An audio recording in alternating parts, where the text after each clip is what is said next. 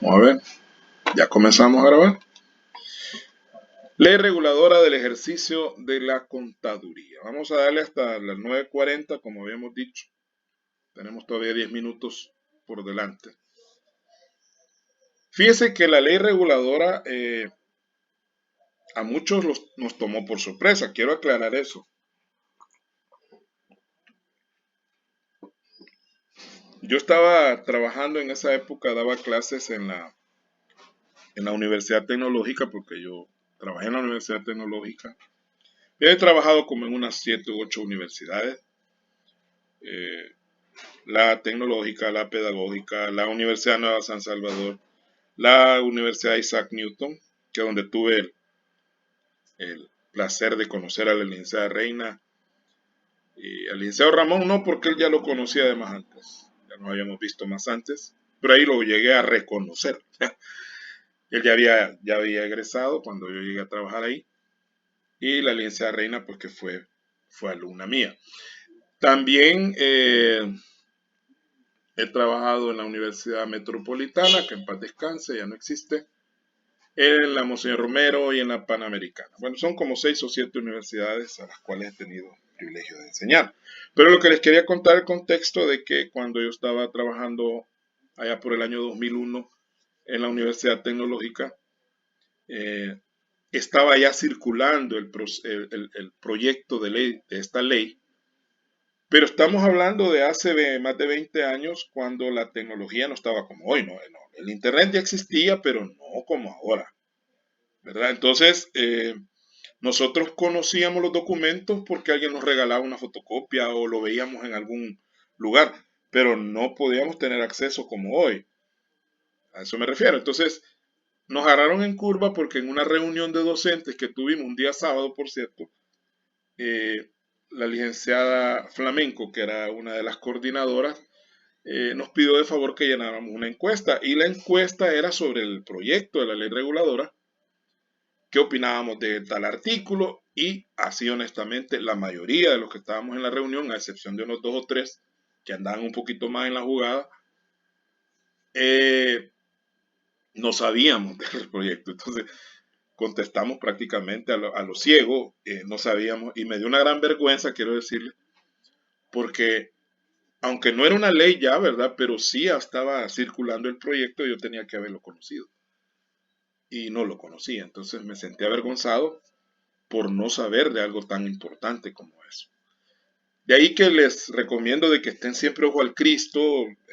Hoy con la tecnología es más fácil, en las redes sociales, informándose de los nuevos proyectos, sobre todo y que la asamblea va como por obra, ¿no? Con los decretos, uno no sabe realmente. Por ejemplo, la ley del IVA ha sido modificada temporalmente por 13 días, pero esa modificación va a generar eh, cambios en los procesos que la gasolinera, sobre todo, van a hacer en sus sistemas. Porque se oye fácil, ¿no? Bueno, ya no le vamos a cobrar el 13%, sino que el 4.75% de IVA. Pues sí, pero la máquina registradora de la gasolinera ya está programada para que aplique el 13. Entonces habría que llamar al programador y decir, mira, aquí cambiarle, ponerle un parchecito ahí en el programa para que diga, para que le aplique solo el 4.75. O sea, son cosas que nos afectan en nuestro trabajo. Y el otro problema que solo son 13 días que va a durar esa medida. O sea, en 13 días hay que volverla a modificar si es que no la alarga. Entonces son cuestiones que hay que estar pendientes. Y esta ley se creó precisamente porque había ese vacío en cuanto a, aunque bien decía, el artículo 290 por ahí del Código de Comercio habla del contador público y un poquito da una orientación sobre las funciones que él debe tener, pero no había una ley especial, tal como decía ahí mismo en ese articulado, dice que debe haber una ley que regule esta situación, una ley especial, que es esta que tenemos acá. Entonces, un poquito de antecedentes que yo los remato aquí en esta lámina, que dice que esta ley fue promulgada el 26 de enero del año 2000 y publicada en el Diario Oficial del 3 de febrero de ese mismo año. Su creación obedeció a la exigencia establecida en el Código de Comercio aprobado en 1970, el cual en su artículo 290 menciona que existirá una ley especial sobre esta materia. Imagínense, desde 1970 que se creó el Código de Comercio actual, hasta 30 años después que se logró crear esta ley. O sea, lo más que tuvo que haber tardado son 5 años después de la creación del código para que se creara esta ley. Pero ni modo, aunque sea tarde, pero llegó la ley. Quiero aclarar también que esta ley fue modificada en el año 2017, se le hizo una modificación bastante fuerte, no es la misma ley del año 2000, se le cambiaron algunos conceptos, algunos enfoques. Hay cosas que a mí no me pareció que se las quitaran, por ejemplo, la definición de auditoría, la definición de contaduría, auditoría y auditoría de estados financieros que se la quitaron. No totalmente, pero sí modificaron la forma en que estaba redactado. No me gusta la redacción de la ley tampoco, no queda muy claro algunos aspectos. Pero bueno, es lo que tenemos y es lo que tenemos que aplicar. Recuerde que en cuanto a la ley, no es porque nos guste o no nos guste, la ley obliga, es coercitiva. ¿Cuál es el objeto de la ley? Toda ley, fíjese, cualquier ley que usted lea, al principio le va a dar un objeto y un alcance. Todas las leyes en general, casi todas, puede ser alguna que no lo retome así, pero todas las leyes dicen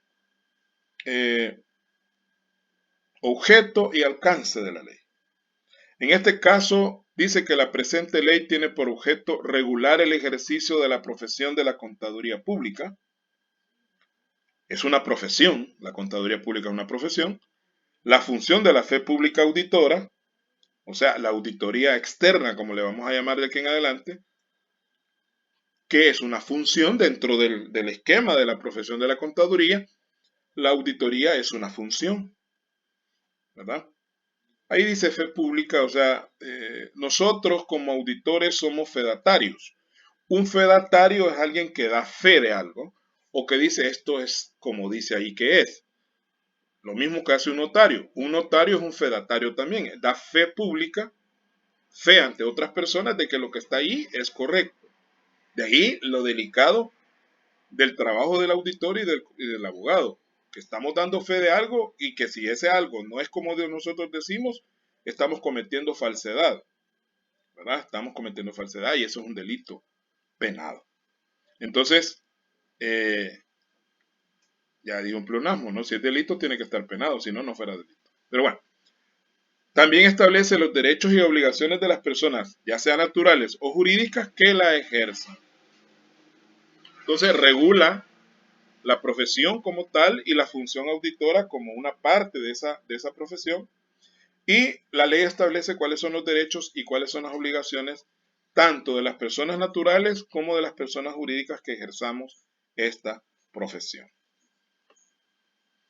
¿Qué es la contaduría pública? Con eso vamos a terminar con la definición de contaduría pública.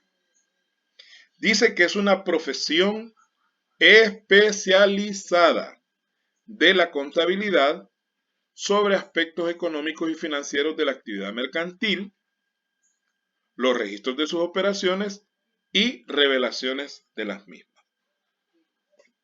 ¿Qué es? Es una profesión, obviamente. Hay que ser licenciado, al menos ya vamos a aclarar que hay casos de personas que no son licenciados y a pesar de no serlo, ejercen la contaduría pública. Ya vamos a hablar de esos casos. Es especializada porque no es una profesión general, sino que es de algo bien específico de la contabilidad sobre aspectos económicos y financieros de la actividad mercantil. Nosotros nos enfocamos en qué vende la empresa, qué compra, en qué gasta, todo eso, ¿no? Y la parte financiera, que obviamente es que la plata que entra y sale de la empresa dentro de la actividad mercantil. Los registros de sus operaciones y las revelaciones de las mismas. Es decir, nos enfocamos en los registros, ya sea elaborando los registros o revisando los registros, ¿verdad? Y las revelaciones, que es toda esa información adicional que los registros generan. Esto es la contaduría, porque hay que aclarar de que la contaduría pública no solamente es auditoría, la auditoría es una parte dentro de la profesión. Nosotros dentro de la contaduría nos podemos dedicar a otras cosas, no necesariamente auditoría. Podemos ser asesores, ¿verdad? Empresariales. Podemos ser administradores de una empresa, nada nos limita a ser administradores. Podemos ser simplemente contadores de la empresa. Podemos ser asesores de impuestos. Es decir, la auditoría es una de las partes y que es la parte más delicada y que por eso está regulada. Las personas naturales o jurídicas que la ejerzan, o sea, que ejerzan la contaduría pública, dan fe plena y pública sobre una base contable de normas internacionales de contabilidad y normas internacionales de auditoría, respectivamente, adoptadas y legalizadas por el Consejo de Vigilancia de la Profesión de la Contaduría y Auditoría, que podrá denominarse el Consejo o CBPC-PA, que es Consejo de Vigilancia de la Profesión de la Contaduría y de la Contaduría Pública y la Auditoría. Ahí hace énfasis en la auditoría, fíjese bien. Damos fe plena y pública sobre una base contable de normas internacionales, ya sea de contabilidad o de auditoría, y que estas deben estar adoptadas y legalizadas por el Consejo de Vigilancia, que es la dependencia del Ministerio de Economía que se encarga de vigilar a los contadores públicos.